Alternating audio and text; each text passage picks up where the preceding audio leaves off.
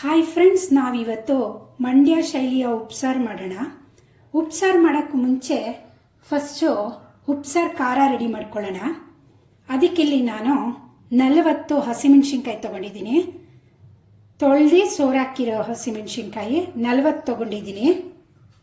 2.5 ಗೆಡ್ಡೆ ಬೆಳ್ಳುಳ್ಳಿ, 2 ಸ್ಪೂನ್ ಮೆಣಸು, ಸ್ವಲ್ಪ ಹುಣಸೆಹಣ್ಣು, ಸ್ವಲ್ಪ ಕೊತ್ತಂಬರಿ ಸೊಪ್ಪು, ಸ್ವಲ್ಪ ಕಾಯಿ.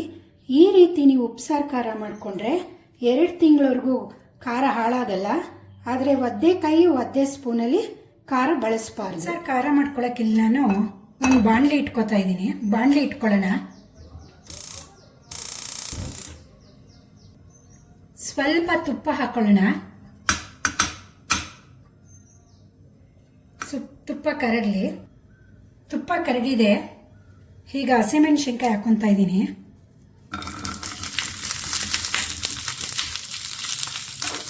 ಹಸಿಮೆಣಸಿನ್ಕಾಯಿ ಹಾಕೊಂಡು ಚೆನ್ನಾಗಿ ಹುರ್ಕೋಬೇಕು.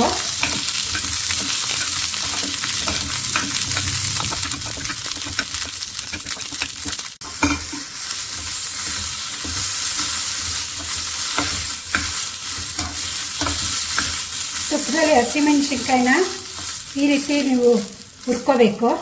ನೋಡಿ, ಈ ಥರ ಬೆಳ್ಳಗೆ ಆಗಿರ್ಬೇಕು ಹಸಿಮೆಣಸಿನ್ಕಾಯಿ.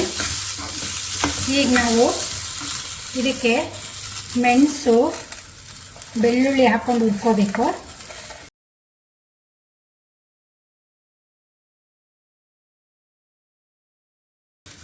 ಈಗ ಇದಾಗಿದೆ. ಗ್ಯಾಸ್ ಆಫ್ ಮಾಡಿಬಿಟ್ಟು ಹುಣಸೆಹಣ್ಣು, ಕೊತ್ತಂಬರಿ ಸೊಪ್ಪು, ಕಾಯಿ,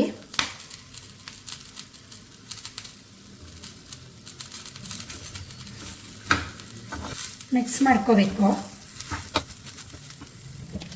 ಸ್ವಲ್ಪ ಉಪ್ಪು ಹಾಕೊಳ್ಳೋಣ. ಇದು ಸ್ವಲ್ಪ ಹಾರಲಿ. ಆರಿದ್ಮೇಲೆ ಮಿಕ್ಸಿಗೆ ಹಾಕೊಳ್ಳೋಣ. ಹುರಿದಿರೋ ಮಸಾಲೆ ತಣ್ಣಗಾಗಿದೆ. ಈಗ ಮಿಕ್ಸಿಗೆ ಹಾಕೊಳ್ಳೋಣ.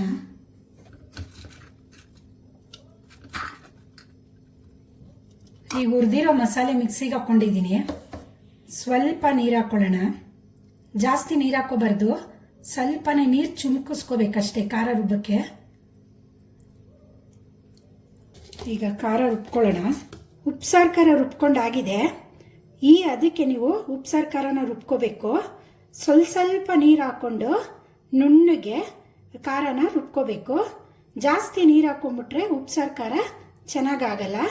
ಈಗ ನಾವು ಉಪ್ಸಾರು ಮಾಡೋಣ. ನಾನಿಲ್ಲಿ ಉಪ್ಸಾರು ಮಾಡೋಕ್ಕೆ 1 ಕಟ್ಟು ಕೀರೆ ಸೊಪ್ಪು, 1 ಕಟ್ಟು ಸಬ್ಸಿಗೆ ಸೊಪ್ಪು ತೊಗೊಂಡಿದ್ದೀನಿ. ಇದನ್ನು ಚೆನ್ನಾಗಿ ಕ್ಲೀನ್ ಮಾಡಿಕೊಂಡು 3-4 ಸಲ ತೊಳ್ಕೊಬೇಕು. ಬೇಕಿಡ್ತಾ ಇದ್ದೀನಿ. ಬೇಳೆನ 2-3 ಸಲ ಚೆನ್ನಾಗಿ ತೊಳ್ಕೊಂಡಿದ್ದೀನಿ.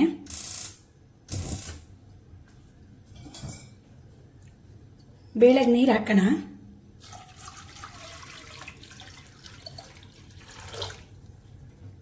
ಬೇಳೆ ಚೆನ್ನಾಗಿ ಬೇಯ್ದು ಕಟ್ಟಿಬಿಡ್ಬೇಕು.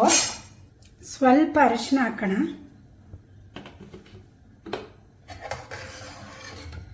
ಈಗ ಚೆನ್ನಾಗಿ ಬೆಂದು ಕಟ್ಟಿಬಿಡ್ಬೇಕು. ನಾನು ಕರೆಂಟ್ ಒಲೆ ಮೇಲೆ ಬೇಳೆ ಬೇಯಕ್ಕಿಟ್ಟಿದ್ದೀನಿ.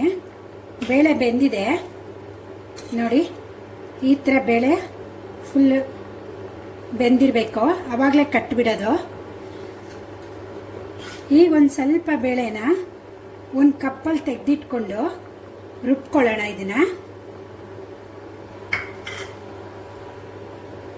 ಸೊಪ್ಪನ್ನ ನಾನು ಚೆನ್ನಾಗಿ ಸೋಸ್ಕೊಂಡು 3-4 ಸಲ ತೊಳ್ಕೊಂಡು ಸೋರಾಕಿದ್ದೆ. ಈಗ ಇದನ್ನು ಬೇಳೆ ಜೊತೆ ಬೇಯಕ್ಕೆ ಇದ್ದೀನಿ. ಸಣ್ಣದಾಗಿ ಹೆಚ್ಕೋಬೇಕು ಇದನ್ನ. ಈಗ ಸೊಪ್ಪಿಗೆ ಉಪ್ಪು ಹಾಕೊಳ್ಳೋಣ. ನಿಮ್ಗೆ ಎಷ್ಟು ಬೇಕಷ್ಟು ಉಪ್ಪು ಹಾಕೊಳ್ಳಿ.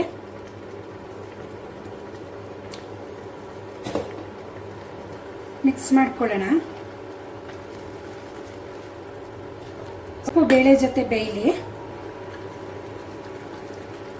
ಈಗ ಸೊಪ್ಪು ಬೇಳೆ ಜೊತೆ ಬೆಂದಿದೆ. ಇದನ್ನ ಈಗ ಸೋರಕೊಳ್ಳೋಣ. ಸೊಪ್ಪನ್ನ ನೋಡಿ ಕಟ್ಟಿಬಿಟ್ಟಿದೆ. ಈಗ ನಾನು ಸ್ಟವ್ ಆಫ್ ಮಾಡ್ತಾ ಇದ್ದೀನಿ.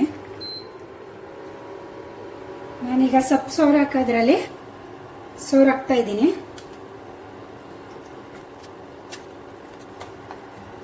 ಸೊಪ್ಪಲ್ಲಿರೋ ನೀರೆಲ್ಲ ಸೌಟಿಂದ ಹಿಂಗೆ ಮಾಡಿ ಸೋರಾಕೋಬೇಕು.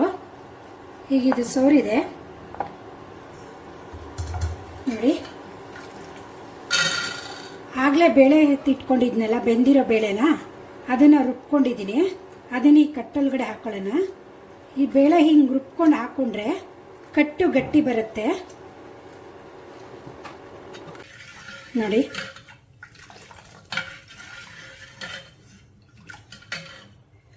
ಈ ಕಟ್ಟಿಗೆ ಸ್ವಲ್ಪ ಉಪ್ಪು ಹಾಕೊಳ್ಳೋಣ. ಸೊಪ್ಪು ಬೇಯಬೇಕಾದ್ರೂ ಹಾಕಿದ್ವಿ. ಈಗ ಇನ್ನೊಂದು ಸ್ವಲ್ಪ ಉಪ್ಪು ಹಾಕೊಳ್ಳೋಣ. ಈಗ ಉಪ್ಸಾರನ್ನು ಕಟ್ಟಾಗಿದೆ. ಈಗ ಸೊಪ್ಪು ಒಗ್ಗರಣೆ ಮಾಡ್ಕೊಳ್ಳೋಣ. ಸೊಪ್ಪು ಬೇಯಿಸ್ಕೊಂಡಿದ್ನಲ್ಲ, ಅದೇ ಬಾಂಡ್ಲಿ ತೊಗೊಂಡಿದ್ದೀನಿ.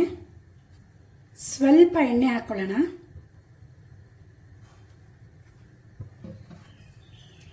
ಎಣ್ಣೆ ಕಾದಿದೆ. ಒಣಮೆಣಸಿನ್ಕಾಯಿ 4 ಒಣಮೆಣಸಿನ್ಕಾಯಿ ತೊಗೊಂಡಿದ್ದೀನಿ. 1.5 ಗೆಡ್ಡೆ ಈರುಳ್ಳಿ ಹೆಚ್ಚು ಮಾಡಿಕೊಂಡಿದ್ದೀನಿ. ಅದನ್ನು ಹಾಕ್ತಾ ಇದ್ದೀನಿ.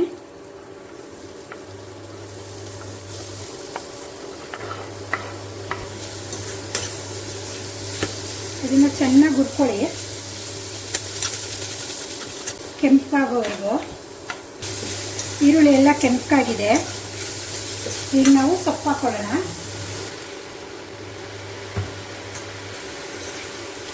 ಚೆನ್ನಾಗಿ ಮಿಕ್ಸ್ ಮಾಡ್ಕೊಳ್ಳಿ. ಇವಾಗ ಒಂದು ಸ್ವಲ್ಪ ಉಪ್ಪು ಹಾಕ್ತೀನಿ.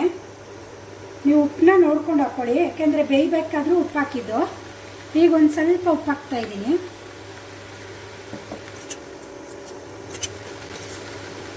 ಉಪ್ಸಾರಿನ ಕಟ್ಟು, ಸೊಪ್ಪು, ಖಾರ ಎಲ್ಲ ಆಗಿದೆ. ಈಗ ನಾನು ಸ್ಟವ್ ಆಫ್ ಮಾಡ್ತೀನಿ. ಉಪ್ಸಾರು ಆಗಿದೆ. ಕೀರೆ ಸೊಪ್ಪು, ಸಬ್ಸಿಗೆ ಸೊಪ್ಪು ಹಾಕಿ ಮಾಡಿರೋ ಉಪ್ಸಾರು. ಹಸಿಮೆಣಸಿನ್ಕಾಯಿ ಖಾರ ಈ ರೀತಿ ನೀವು ಮಾಡಿಕೊಂಡ್ರೆ 2 ತಿಂಗಳು ಫ್ರಿಜ್ಜಲ್ಲಿ ಇಟ್ಟರು ಇದು ಹಾಳಾಗಲ್ಲ. ನಾನಿಲ್ಲಿ ಗೋಧಿ ನುಚ್ಚಿನ ಅನ್ನ ಮಾಡ್ಕೊಂಡಿದ್ದೀನಿ. ನೀವು ಇದಕ್ಕೆ ಮುದ್ದೆ ಅನ್ನ ಮಾಡ್ಕೊಂಡ್ರು ತುಂಬ ರುಚಿಯಾಗಿರುತ್ತೆ. ನಿಮ್ಗೆ ಈ ವಿಡಿಯೋ ಇಷ್ಟ ಆದರೆ ಲೈಕ್, ಸಬ್ಸ್ಕ್ರೈಬ್, ಶೇರ್ ಮಾಡಿ. Thank you.